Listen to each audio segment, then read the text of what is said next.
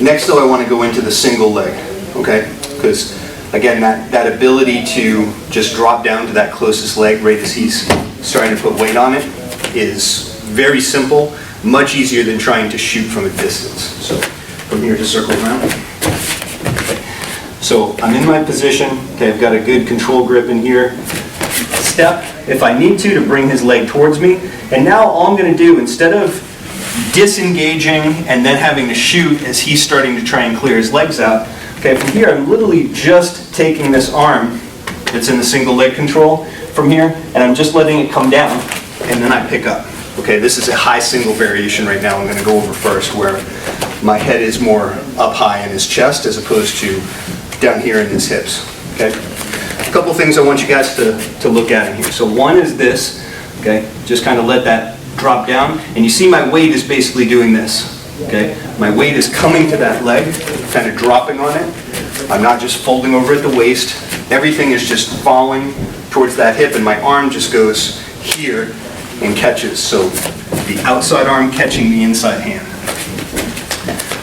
Okay.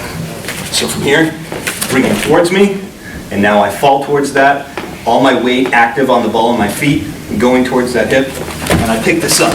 And as soon as I get here, what I want you guys to notice is my back is straight, my head is on the inside, okay? And then from here, I'm just going to do a little shift of my shoulder from the outside to right here, okay? Just that little bit is a lot of added support that I have for myself in my position, okay? I'm grabbing, if possible, with the outside, the one that's coming around the outer part of his thigh. That one is covering this hand because a lot of his defenses to this are going to be predicated on stripping this grip off.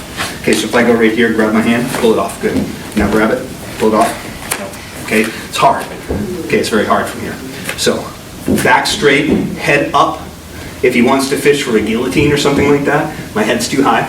And now I'm going to drop this shoulder in like this, and then to finish, I'm just going to turn this way, and my pressure goes straight down to the mat.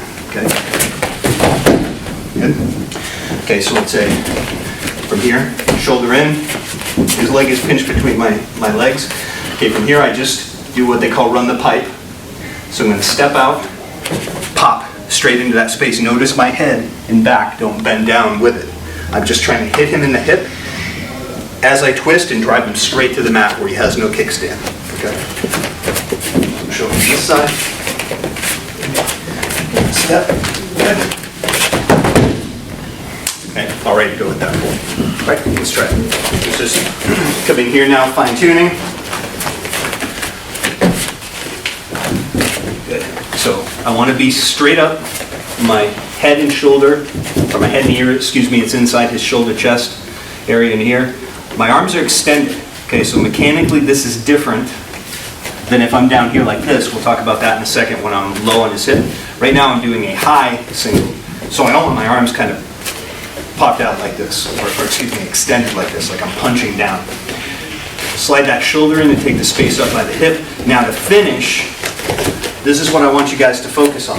So pretty much everybody's getting to that point pretty well. Now, you guys aren't sort of like doing halfway in between, but when you go to finish now, I'm noticing a lot of you sort of just like kind of turning, and somebody who's got that great ability to sort of use your body as base and hop on their other leg is going to be able to buy themselves a lot of time and then start to swim their leg out and work all the defenses. So what I'd like you to be able to do is once you're in here and you go to run the pipe, is that you take your step out, and again, where are you putting them? Not in a circle. You're stepping to drive them right into that spot where it's behind them and they have no base. There's no outrigger, there's no kickstand there. So the motion from here is basically this. Right? I want you guys to feel that like bump, right? So what's happening is you're hitting them on this part to drive them into that space as you make your slight rotation. At the same time, to make sure that they can't start doing all this stuff with their leg, okay, your arms, which are already extended, are doing like a little bump, like almost like the bottom of a kettlebell swing between your legs to get that hitting of your chest and shoulder in their hip, and also to kind of hit down low on their leg so that their leg is extended and they just have to fall, okay? So come here. The more that I try and fight only here, okay, the more Kyle is going to be able to start playing all this stuff, right? So if I'm way up here in his crotch and everything else looks pretty good, okay, start fighting. Yeah, no, you know, I feel like I'm kind of losing that. I'm probably going to have to switch to something else. Okay, when I'm up here like this, okay, he's got very little space. So I do that little pop, and you might not even like necessarily see it, but he can feel it, versus me just trying to turn him down into that space. Okay, when I turn, do that kind of little violent bump and hit their hip right where you want to steer them, okay? Let's try it a few more times. So I want to make sure that there's a clear distinction here. Once I've got my position for the high single, okay, I'm standing up nice and tall like this, okay? My knees are together at this point to keep him from swimming his leg out easily, right? I want that to be a fight. I want to isolate this leg, okay? If I'm super loose right here, he just immediately swims that out. Now I've got to deal with that, right? So I'm trying to pinch it in there, slow that whole process down. And why do I snake that shoulder in there? Only because it immediately puts something in this area which puts pressure on his hip, and it takes play away from him, where he can't just be doing all the stuff he wants to do with his hip and shoulder. So from here, it's just more control. See, space, no space. Okay.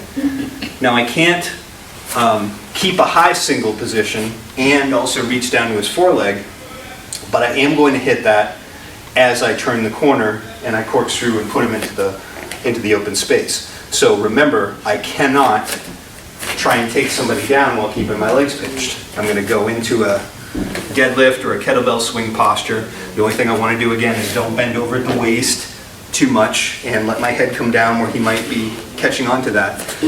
But everything goes from here, step back, pop, right? That's what we talked about. So what happens is my chest hits his hip, so I was taking the space away with my shoulder. Now as I turn, the shoulder does go away, but it's immediately replaced by everything hitting there, and my hands will slide down into this area to help lock his leg out and make sure that you've got a nice lever there helping you fall. So once I've done all those things, okay, understand how things work. Okay, right now I'm all straight, okay, and the shoulder is in and my knees are pinched. Now as I turn the corner and my shoulder disappears, it's going to be replaced with my chest, and my hands will slide down lower on his leg. Okay, with that pressure, and I just turn him right into that space. Okay, and now you're all set to go to start passing. Okay, so I just want to make sure that's clear, because I think the only last thing, everybody's initial posture is good, but now some of you are trying to do like a do-si-do while still keeping your knees pinched. It's simply not going to work. Okay, so a couple more, and then we'll move on to the low single.